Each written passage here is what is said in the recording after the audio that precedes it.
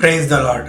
ఈరోజు దేవుని మాట కీర్తనలు 81 11 నుండి 12 వరకు. దేవుని ప్రజలైన మనము ఆయన చెప్పిన విధంగా ఆయన ఆజ్ఞలు పాటిస్తూ పాపానికి దూరంగా దేవునికి దగ్గరగా ఉండే ప్రయత్నం చేయాలి. మనస్ఫూర్తిగా పాపాన్ని అసహించుకుంటూ నడుచుకోవాలి. కానీ దేవుడు ఎన్నిసార్లు హెచ్చరించినా వినక తమ ఇష్టానుసారంగా బ్రతికే వారిని దేవుడు తమ కఠిన హృదయాలకు అప్పగిస్తాడని దేవుని వాక్యం చెబుతోంది. వారు తమ స్వంత దారుల్లో నడుస్తూ దేవుని సత్యాన్ని గ్రహించక ఆయన మాటను నమ్మటానికి ఇష్టపడకపోతే ఆ మోసంలోనే ఉండిపోతారు. బయటకు విశ్వాసుల్లా కనిపించిన లోపల మాత్రము దేవునికి దూరమై ఉంటారు. కాబట్టి ఇకనైనా ఆలస్యం చేయకుండా దేవుడు చెప్పిన మాటలు విందాము. ఆయనకు లోబడుతూ పాపాన్ని జయించే శక్తిని ఆయన నుండి పొందుకుందాము. దేవునికి దగ్గరగా ఉండే జీవితం మాత్రమే మనలను రక్షిస్తుంది. పరిశుద్ధాత్మ దేవుడు తన నడిపింపును మరింతగా